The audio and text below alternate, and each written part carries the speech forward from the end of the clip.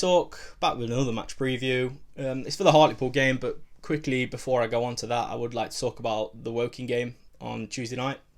So we've come away victorious, we've won 4-0, we've dominated. They've had spells where they have played fairly well. I did listen live, I couldn't make it to the game unfortunately. But defensively, it looks like we were pretty solid, so I'm happy with that. Rawlinson obviously came back in, and Turner and Rawlinson have paired up again and defensively done a job. They've got the clean sheet, and it's everything you want from a game really. 4-0, clean sheet. Enzio scored 2 great goals. I've had a bit of a shocker leaving them out of my preferred lineup for the Woking preview, but you live and learn. Moving on though to the Hartlepool game. It's on Saturday, it's at home, it's a 3 p.m. kickoff. It's a fair distance for the travelling fans. It's about 140 miles, so 2.5 hour drive. So another fairly long drive, 5 hour round trip. It's good going for the travelling fans. Now, they do have the 5th average highest home attendance in the league. So a team like that, I think, will be looking to bring a fair few fans, especially on a Saturday 3 p.m. game. So I'll be looking forward to see how many fans they bring.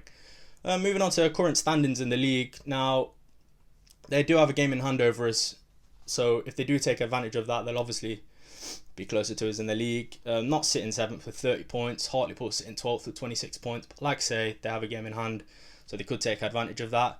They're in pretty much identical form, with both teams having 10 points from the last 15 possible points. So it's two fierce teams going in here, and I think it's going to be a good game. Another good game that they just seem to be coming game after game where you're thinking this is another important game. But yeah, Hartlepool do have a good away record, winning 14 points this season already away from home, so that's pretty good going at this point in the season. But the last 5 times that we've actually met Hartlepool, we have actually beat them all 5 times, so that's a pretty good stat for Notts, considering the last few seasons that we have had. Moving on to players to watch for Hartlepool, I'm going to go straight in with Ben Killip. He's their goalkeeper.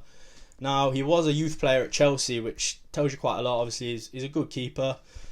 They've signed him from Braintree. He played very well last season. He's going to be coming into Notts, obviously the big stadium, the big crowd, and he's going to want to perform. And as the Belper keeper did very well, I think this keeper could come in and do a job. Moving up the pitch to a central midfield role, so we've got Liam Noble. He's not been starting, he's not started the last 5 games for Hartlepool, so it could be down to injury, it could be down to form, I'm not too sure on that. But he is a player we do need to I would like to mention, because he's had a spell at Notts where he's been very good, and then he's come for a second spell at Notts, and he's not really lived up to his first spell, and it was quite disappointing, to be honest. But moving on to their striker, so it's Gimme Torre. I might have got his first name wrong. I'm not too sure. Correct me on that if I'm wrong, Hartlepool fans. He's got 7 goals this season, so that's the same as the last 2 seasons combined. So he's in the form of his career, so definitely be looking to add to that, I think, at Meadow Lane. Moving on to Notts now for the team news. We've obviously got mention O'Brien. Now, I said it in the Woking preview. He does have an upcoming X-ray to show where he's at, obviously, and hopefully it's a good result and he'll be back soon. But he has been back in training, but non-contact, to keep his fitness levels, I believe, so he can slot back in when that injury has cleared up. Tyson was left out on Tuesday night, because he had a cold, so that might not have cleared up. It may have cleared up, I'm not entirely sure at the point of recording. Thomas did pick up a bit of a knock, I believe, against Woking. He was limping for a short period of the game. Whether that will lead to anything at this moment in time, I am not entirely sure, so we'll have to keep ears out for that one. But yeah, in respect to team news, that's all we've got at the moment, really. Now for the lineup, I've made a few changes to my Woking lineup. Obviously, I think the obvious one we'll see in a minute, but there's obviously a change in there. Now, number 1, Slocum. He's solid. He's made a few saves against Woking, which could have made the difference, because it was when we were sort of 2 up, so it could have changed the dynamic of the game. So he's such an important player for me. You're getting like Fitzsimmons isn't even getting on the bench, so it sort of shows you maybe where he's at in terms of Ardley's trust in him. So Slocum's obviously the number 1 choice. Brindley, now for me, he is the better right back now. He's shown that in recent performances.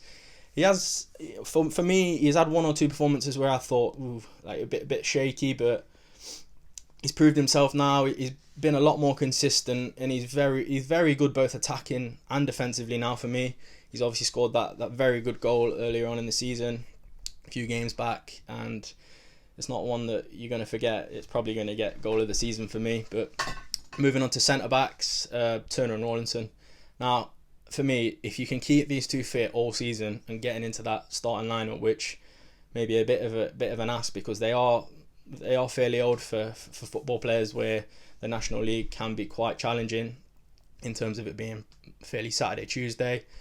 But I think they've found themselves happy in each other's company at centre back. They know where they are, what they're doing, and they are so important for me in that back four.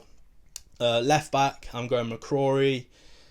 He just has that edge over Bakayoko for me. Bakayoko is a great player, and like he would slot straight back into any other team in the league for me, starting 11. But obviously we've got McCrory. For me, he's just got that edge over him. Overall, he's the better player for me. On the right mid, whoever up the pitch, I'm going to go Enzio now. I did drop him in the Woking preview, just to add Osborne in, really, get that little bit of spark, creativity. But obviously, looking back now, it's obviously a bad mistake. Enzio's scored 2 great goals. He's had a good performance, so hopefully he can build on that against Hartlepool and maybe get a few assists, a few goals, and we get another big result. But moving on to centre mid now, Rose and Doyle. Rose, I think he was fairly close to being sent off in the game from what I heard. So I think he has got to be careful, keep his head a little bit. Like he is the second captain when Doyle's out, so he does have to sort of take a bit of responsibility in that respect. But there's no doubting that he is a good player, and on his day he's unbeatable. So you do have to get him in, and that's another change that I've had from my Woking preview. Doyle, solid. You know, like he's maybe not everyone's favourite, but for me, he's such an important player. He creates a lot of space for the other players on the pitch, even though it might not look pretty what he's doing. You've got to look at the bigger picture sometimes. Left mid, I've gone Booty.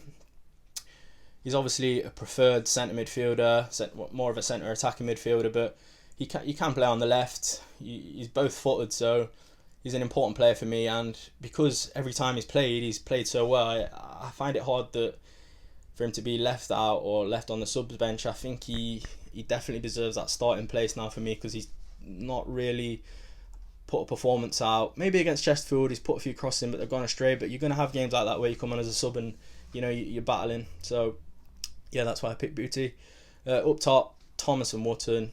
Thomas, he's got the 2 goals. He's going to be high in confidence, so I can see him nicking a few more goals. And again, wouldn't mind seeing Dennis, but I do genuinely believe now that Thomas is going to be the more confident player. He's going to be looking for more goals, and Dennis, he's a good sub. You can bring him on and he's going to nick 1, maybe 2 goals. So he is that good sub to have. And Wootton, he's solid. He could have had a goal against Woking, so I heard, but Thomas got the scraps of it. But he's such an important player. Like, even if he doesn't score another goal this season, we've said it before, he needs to start every game. He's so important. He creates so much space for his fellow striker and wingers. So yeah, he's very important for me. Moving on to predictions. Now, Tom's told me that he thinks it's going to be 2-1 Notts, and Thomas and Wootton are going to get a goal. I think it's going to be 2-0 Notts. I think we're going to keep the clean sheet because hopefully we've got Rawlinson and Turner at the back. I would like to mention as well, I think McCrory, Rawlinson, Turner and Brunley is the best back four we have. For me, it's just the best back four we have. I think Ardley realises that now as well. But yeah, moving on to my prediction, I'm going to go 2-0. I think we're going to keep the clean sheet, and I agree with Tom in the goal scorers of Thomas and Wootton. So yeah, that's it for the preview. Let me know what you think of the lineup and what you think your prediction would be. And also, if you don't already, please subscribe and like the video. It helps us out a lot, and it's nice to see the numbers rise. So yeah, thanks for watching, guys.